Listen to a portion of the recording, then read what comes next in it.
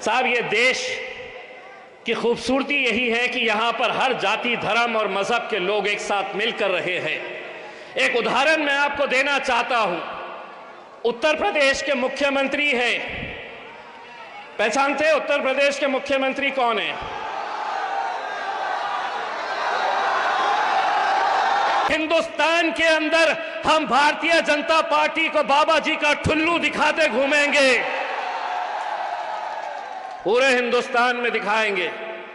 आज सिर्फ पूरा मुल्क ही नहीं, मुल्क के बाहर जितने लोग हैं वो आज मुस्तफाबाद और ओखला के ऊपर नजर लगाए हुए हैं।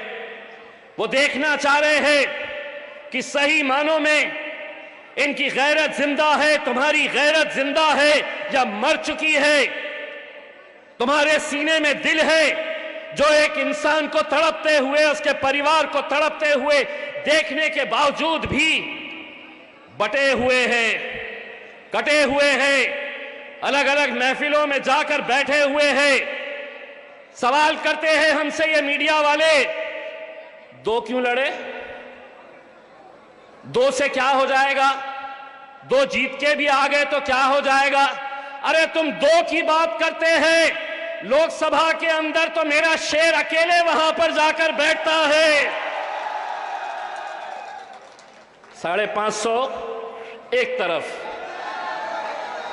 मेरा शेर, इसको क्या कहते हैं? 100 सुनार की,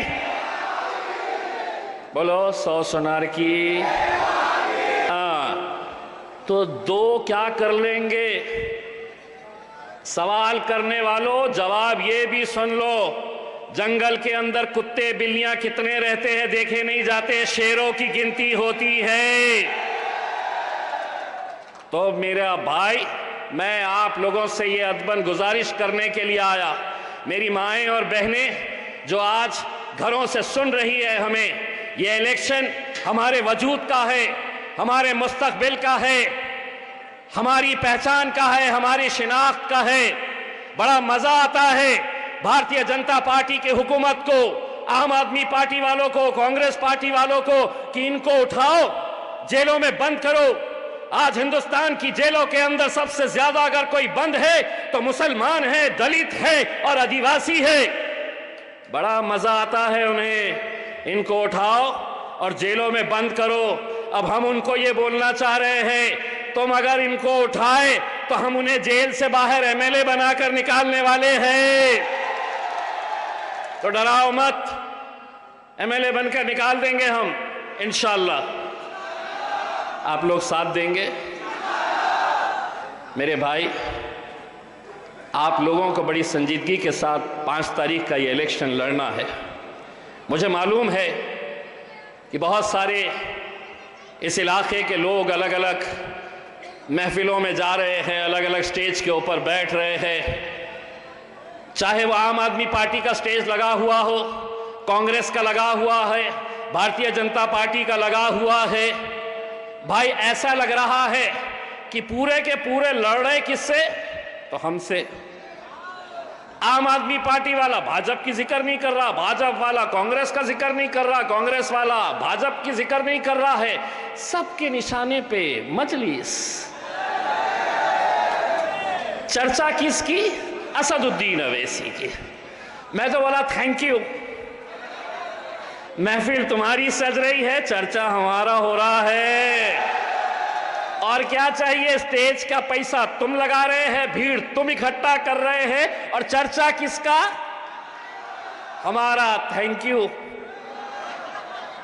बस 5 तारीख के दिन फजर की नमाज पढ़िए, अपने घरों से निकलिए।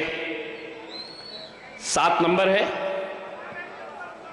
7 नंबर है हमारे ताहिर भाई का, वहां पर जाना और 7 नंबर पतंग की निशानी के ऊपर मोहर लगाना। उम्मीद करते हैं कि 8 तारीख के दिन जब नतीजे आएंगे, इन नतीजों का जितना बेसब्री से मुस्तफाबाद और ओखला की आवाम इंतज़ार करेगी, यकीन मानिए हिंदुस्तान का हर वो इंसाफ पसंद इंसान इस सीट के ऊपर नज़र रखेगा। हम भी अपने शहर चले जाएंगे। 8 तारीख के दिन आपके फ़ोन का इंतज़ार करेंगे, शादाब का फ़ोन का इंतज़ार करेंगे कि हमारे अब्बू जीत गए हैं। इम्तियाज़ भाई, बस उस फ़ोन का इंतज़ार हमें देखना है, सुनना है। सिर्फ जाते जाते इतना कहूँगा कि इलेक्शन आएंगे मेरे भाई, कितने इलेक्शन आएंगे, कितने इलेक्शन चले जाएंगे, लेकिन अगर ये सीट अगर हम जीतते हैं इंशाअल्लाह, और इंशाअल्लाह हम जीतेंगे, तो जीतेगा तो ताहिर, लेकिन ताकत मिलेगी मेरे कायद बैरिस्टर असदुद्दीन अवैसी साहब को। और वो लोगों के मुंह पर एक तमाचा पड़ेगा जो ये कहते हैं कि तुमने कैसे दंगाइयों को टिकट दे रखा है। अगर ताहिर हुसैन को और शिफा भाई को तुम दंगाई कहते हैं, तो मैं मीडिया से एक सवाल करना चाहता हूं, साध्वी प्रज्ञा सिंह कौन है फिर? कौन है साध्वी प्रज्ञा सिंह? कैसे आरोप लगे हैं, कैसे अरविंद केजरीवाल को शराब बेचने के ऊपर, शराब की पॉलिसी बनाने के ऊपर जमानत मिल सकती है, मनीष सिसोदिया जेल से बाहर निकल सकता है, बाकी सभी लोगों को इंसाफ मिल सकता है। इंसाफ अगर किसी को नहीं मिल रहा है तो हमें नहीं मिल रहा है। क्या कानून अलग अलग है? नहीं है कानून। इस मुल्क के अंदर कानून जो इम्तियाज जलील के लिए है, वही कानून योगी आदित्यनाथ के लिए है, वही कानून नरेंद्र मोदी के लिए है, वही कानून अरविंद केजरीवाल के लिए है। हम सब के लिए अगर कानून अगर एक जैसा है, तो फिर ऐसा भेदभाव क्यों? तुम समझते हैं कि इन्हें परेशान करते रहो, ये परेशान आपको बार बार करते रहेंगे। यूसीसी का कानून लेकर आए हैं, वक्फ की जमीनें खींचेंगे, आपको बार बार ये कहा जाएगा कि ये मुल्क अब हमारा है, अब हम इसे हमारा राष्ट्र बना रहे हैं। मैं मुस्तफाबाद की आवाम की तरफ से भारतीय जनता पार्टी के तमाम बड़े नेता नरेंद्र मोदी साहब, अमित शाह साहब, कान खोल कर ये अच्छी तरीके से सुन ले, सभी का खून शामिल है इस मिट्टी में। ये मुल्क तुम्हारे वहां तक पहुंचाना है, ये मुल्क तुम्हारे। हाँ, मीडिया वाले देखो कैसे जल्दी पलटा दिए हैं। आज बजट का दिन था, करोड़ों रुपए की घोषणाएं की गई। ताहिर भाई ने बताया कि मुस्तफाबाद के स्कूलों की हालत क्या है।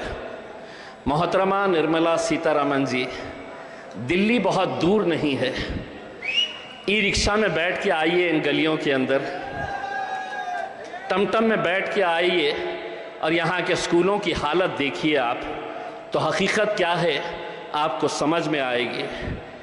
आप बड़े बड़े बातें करके, बड़ी बड़ी घोषणाएं करके चले जाते हैं।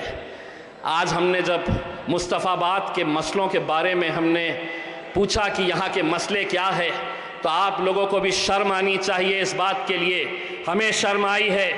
एक एक नौजवान, एक एक बुजुर्ग, एक एक मेरी माँ और बहनों को ये गौर से सोचना चाहिए कि 76 साल हो गए हैं, आज भी हमारे मुद्दे क्या है? तो अच्छी सड़कें चाहिए, कचरा नहीं दिखना चाहिए, हमें पानी साफ सुथरा चाहिए, अच्छा स्कूल चाहिए। यही मुद्दों को लेकर हर 5 साल के बाद हम इलेक्शन लड़ते रह रहे हैं। वही आएंगे, दोबारा आएंगे, तुमको मनाएंगे, समझाएंगे कि अब हम ये करने वाले हैं। अगर ऐसी सड़कों की हालत है तो कहीं ना कहीं तुम भी उसके जिम्मेदार हो। इसलिए जिम्मेदार हो कि इलेक्शन वक्त में तुम बढ़ जाते हो, तुम बिखर जाते हो। अरे एक बार एक ताकत बनकर देखो तो सही, एक आवाज लगाओ तो सही।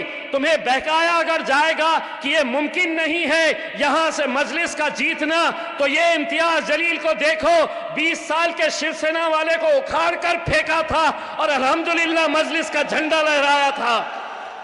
वहां की आवाम अगर कर सकती है तो ये आवाम भी, ये नौजवान भी, ये मेरी माएँ और बहनें भी कर सकती है। इलेक्शन सिर्फ वोटों से नहीं होता है। माँ, मैं आपसे गुजारिश कर रहा हूं, ये नौजवान निकलेंगे, आप वोट डालिए और अल्लाह की बारगाह में सिजदे में चले जाइए कि या अल्लाह ये सीट हमारी जिता कर लेकर जा, ये सीट हमारी जिता दे। इंशाअल्लाह असदुद्दीन अवैसी और मजलिस इत्तेहादुल मुस्लिमीन को बहुत ताकत मिलेगी मेरे भाइयों। और बाकी बहकावे में आने की ज़रूरत नहीं है। 5 तारीख के दिन जाना है, पतंग की निशानी देखना है और कैसे वोट करना है तो धपाधप धपाधप धपाधप धपाधप। धन्यवाद, बहुत बहुत शुक्रिया।